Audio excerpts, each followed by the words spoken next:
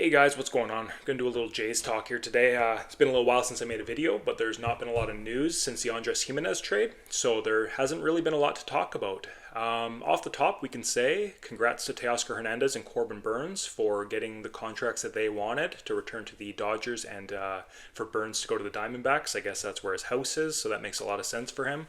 Spring training is, where he lives, and his home games will be where he lives. So yeah, good for him. Good for Teoscar to go back to a powerhouse Dodgers team that is heavily favored to make a serious push again this year. As a Blue Jays fan, it sucks to hear that they were the highest bidder and got, basically, they've dug this hole themselves, but basically got chosen over to go to a place for less money.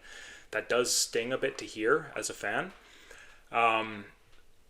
It's definitely the front office's fault partially, like a good part of it for running the organization the way that they have. They're now reaping what they sowed in that regard.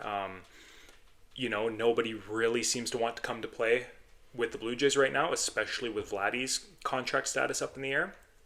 And with all that being said, I'm going to get into how I view the rest of this offseason, how I think it might play out, and what's likely best case scenario for us moving forward. And with that, I'll start with the free agents. I don't see 2025 going our way, even potentially at this point. I will never give up on a team fully, no matter what, because we all see upsets every single year in Major League Baseball. And the AL East, while it's strong, I don't think that this is the strongest it's ever been. The Orioles have a lot of glaring holes. They are very reliant on young players, either remaining as good as they are or getting better. And when you're talking about a Gunnar Henderson getting a 10-win season, is he going to do that again? I don't know. Will he be an all-star? Yeah, like 90% sure he will be an all-star, but is he a 10-win player, or is he just a 5 or 6-win player, like just a very good player? We don't really know. Adley Rutschman taking big steps back towards the end of the year. Is that just a bit of fatigue, lingering issues, or is he actually just not aging well due to being a back catcher? That's hard to say too. Are all their young guys going to keep coming up and performing? Is Jackson Holliday going to become a guy? Like, we don't know. Their starting pitching definitely took a step back, losing Burns. So anyways, this isn't an Orioles video, but I don't see them as being any better than last year for sure, and they may have gotten worse losing Burns, right? The Yankees are quite old. They are very reliant on Judge and Cole. They've definitely made some nice pieces making up for Soto, but I think that they're going to find out the hard way that Soto is one of a kind, and there's a reason he was paid $765 million with the option to be $805 or whatever it was. I think they're gonna feel that, obviously, when you lose a player of that caliber. You can't really make up a dollar with four quarters. We've learned that, throughout the years in all sports, really. It's normally whoever gets the best player gets the better end of the deal. Red Sox, a lot of young, exciting players, but again, what are they? We don't know. Just because you're a top prospect, doesn't really mean anything. It's nice on paper, it's nice for trade bait, but they've still got to come up and do it.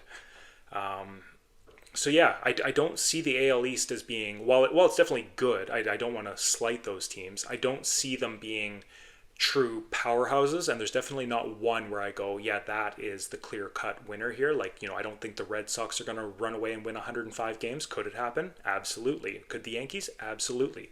But I see a fairly wide range of outcomes in the East this year.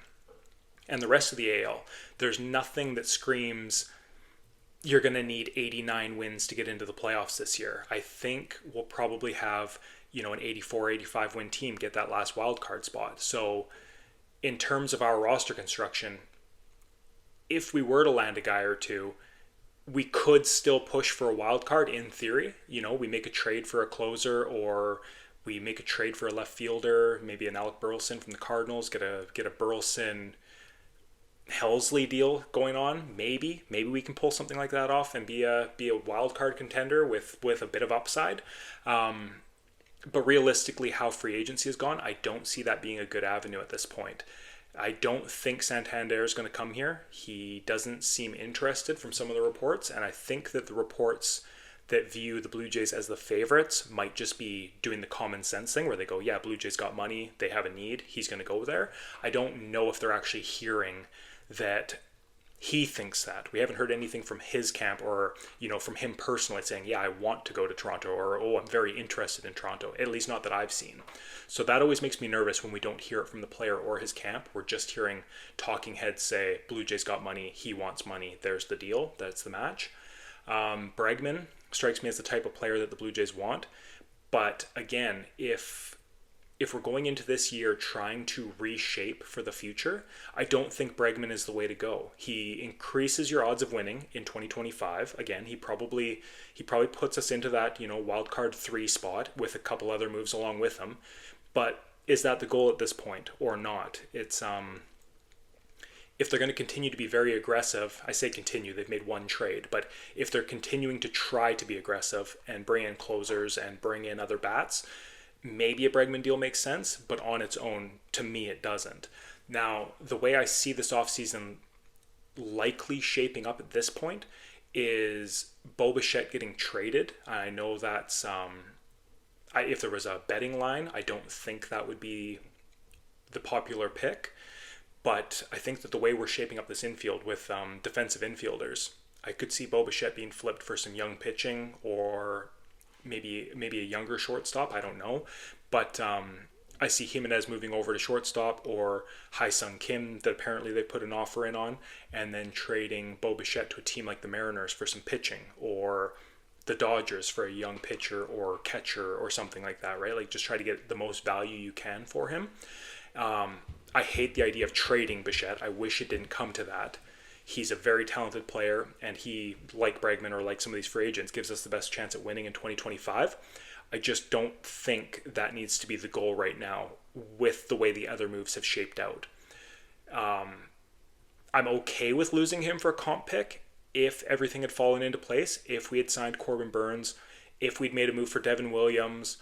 A lot of ifs, right? Like if we'd really put a push on for this year to be a competitive year, then yes, keep Bo Bichette, try to run it out there like everything you've got, use all your firepower, trade off some more prospects, push in and make a run for it.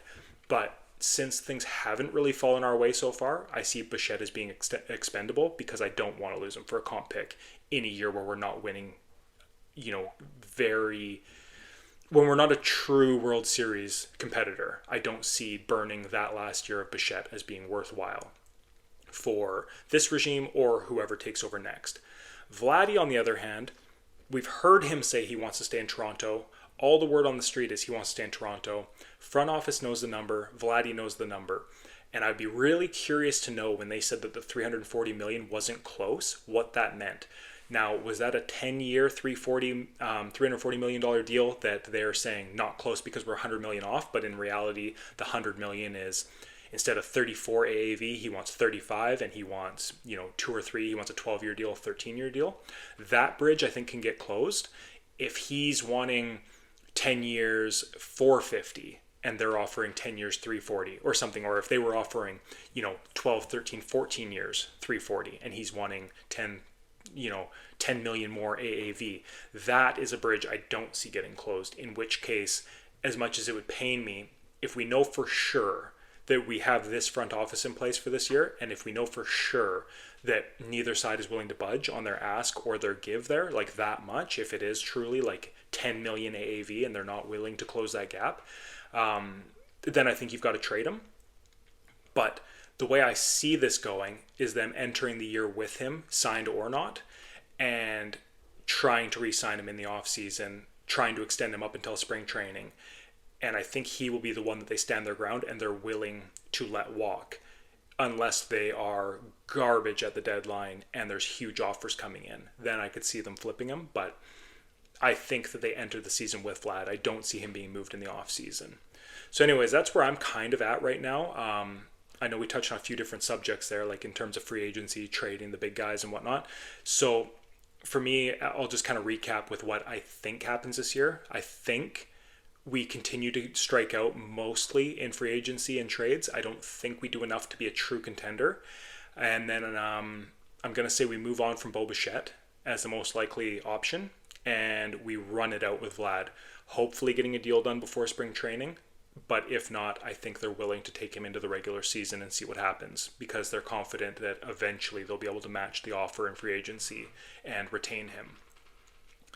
So what that means for me as a fan, basically, it's going to be a bit of a lame duck year in terms of World Series aspirations, but I think we can all agree that if we are not true competitors, we want to see some of the young guys get run out there. So I wouldn't mind seeing a Barger at third base, Loperfido and Roden play the outfield, a Jonathan Clase come up.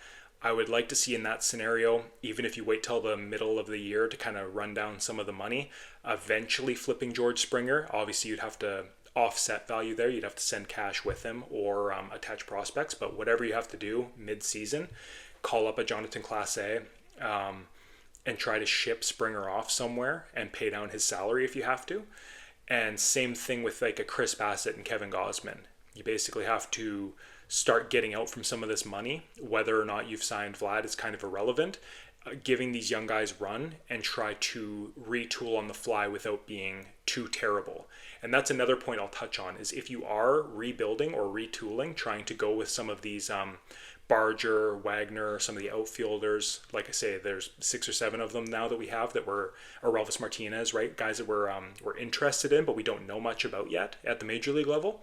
I don't think it's in anyone's best interest to trade off everything, your relievers, your starters, and be uncompetitive. I don't see how 50-win seasons help anybody, and I don't think that it breeds the right culture in those players, because 162 games is a long season. Even when you're doing good, it's a long season, let alone if you're out there losing every single day. So I would hate to see us lose everybody and just tank it right down, because as I said, I don't think that's beneficial even for the guys that are getting the playing time in that scenario. So I would like to see us try to keep Vlad, try to keep a semi-competitive roster, and basically if things don't go well, do the same thing we did last year, trade off at the deadline, reset our salary cap, our self-imposed salary cap, whatever the budget Rogers is setting forward, and move on with new management in the offseason with a clean slate and money to burn, while also knowing what you've got in the young guys. Anyways, that's my thoughts on it. So let me know what you think in the comments below. What are you most looking forward to this year? What are your thoughts and expectations for the season? And do you see any moves that could be made in this offseason that would kind of save us from this fate of very likely being a mediocre team? Anyways, let me know. Bye-bye.